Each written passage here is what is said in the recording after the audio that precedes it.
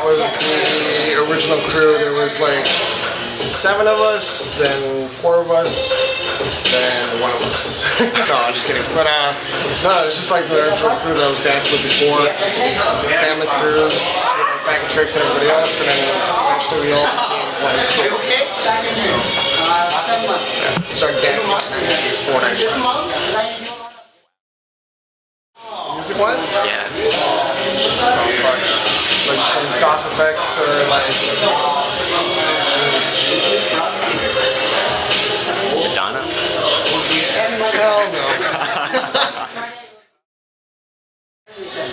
Just we're all like, it wasn't like an immediate thing, it all happened in time. Yeah. But it was just because like same vibe, same mentality. We all trained together pretty much. We're all like, all vibe the same. We had the same mentality towards originality and stuff like that, and the same approach to the dance. That alone was like the start. Like those guys were like all like big fucking inspiration for all of us, right? Because they were like first generation. After the 90s, they were like the first generation Toronto. Yeah. So they were huge inspiration. Like we all just vibe the same. So eventually, just organically happened. The scene was a lot smaller, so it was like you had Bag of Trix, Back to Basics, and then there was Boogie Brats, Intricate, Supernaturals. Then you had like the smaller crews, like which is like I guess my generation, like Skills to Kill, Top Notch, which became DDT. The Albino Zebras were around back then as well. Yeah, I guess from there everybody just kind of spawned out. Then afterwards was like Ground Illusions, NEC, all those other guys too. Skate and snowboard. Oh, nice. Vegas also likes to skateboard. Yes, it does. It's an equivalent element, right? It's the same approach. Yeah, I guess so. So sometimes you need a different approach, like a different element instead of dancing. So skating's the same thing, snowboarding's the same thing. Hill. Or mountain, I don't know. It's good that you said hill because we're East Coast. By default blue, only because it's the biggest one here. But if I had a choice, East Coast, I'd probably go Vermont. So like Killington or Stowe.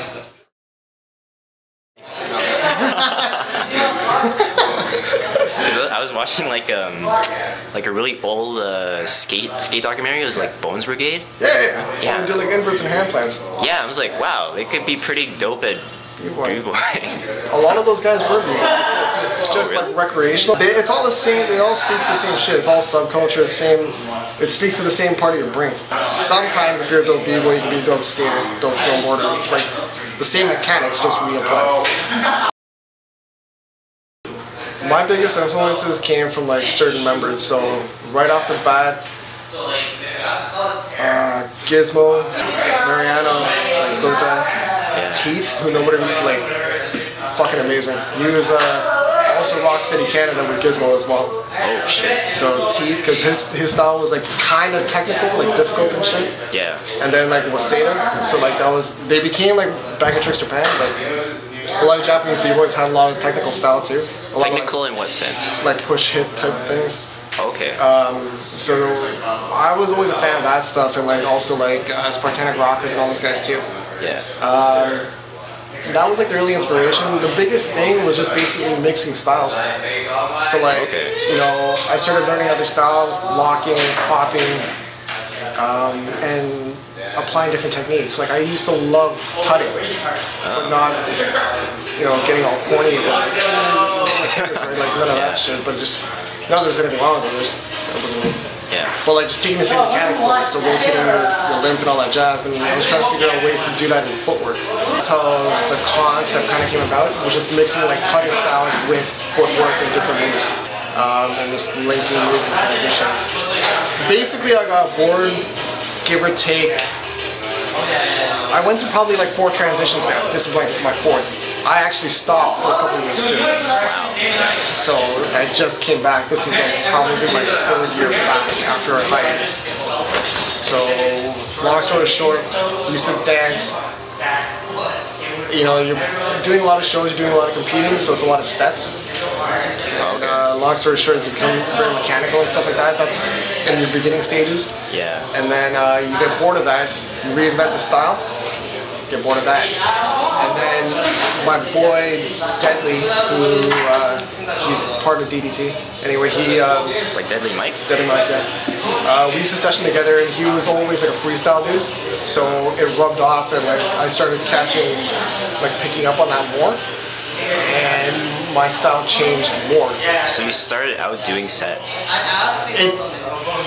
It became predominantly that. Like, I hate admitting it, but yeah, that's what happened because of like competition shows and all that stuff. You kind of fall back into safety mode, right? So yeah, I was coming up with sets and all that stuff, which were good if you're on point, but if you're off, yeah, fucked.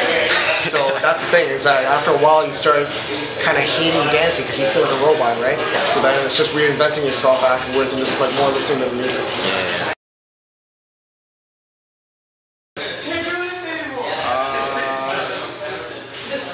Visiting Japan. Japan. Yeah. Getting engaged. Getting engaged? Yeah. Just life, man. Life in general. Because, like, I got injured in 2005.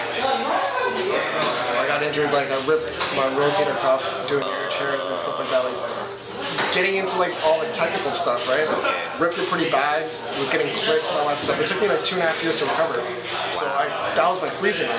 So I couldn't freeze, I couldn't do shit. So I had to retrain my body, go through the whole mechanics. I actually stopped dancing. And then picked it back up. I got injured in 2005, started coming back around like 2008, 2009. And by that time, I'm like, you know what, I'm starting to relearn my old shit just to get more familiar. But then it was probably like 2 years ago, I'm like, you know what, fuck all this shit. I want to dance different, like completely, just like move differently. You know, I'm sick of like all the old stuff, this and that. I just want to do newer things. Even though I bet a lot of people would think that what you used to do was really sick. Even though, like, for me, I don't give a shit. I mean, that's old stuff, you know what I mean? Watch a tape if you want it. But it's like, nah, it's just like relearning everything like a beginner. Yeah. Just relearning everything by feeling. That was the approach. So like relearning 6-step both ways, relearning foundations, stuff that I ignored. Yeah. You know what I mean? Because back in the day it was like, you know, everybody's like originality. If you danced like a New York style, then back then, not to say that you were considered whack, but like it wasn't fitting for the time. Yeah. And when I came out, it was a very creative period, right? So everybody was experimenting and doing different shit. That was your goal. So now it's just like relearning stuff that I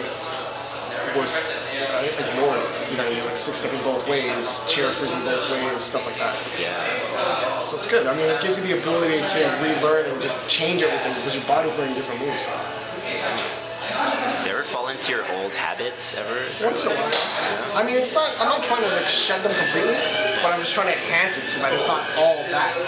Yeah, it's just like adding another layer. Yeah. So it's like learning another language, you know what I mean? Learning new vocabulary. True. You can't keep saying the like repeatedly, right? You need other words. Some synonyms. Or adjectives. I see. Yeah, cool. Otherwise you sound like an idiot. Yeah. Like a lot of foreigners. Sometimes. In the foreign language. Yeah. In the native language.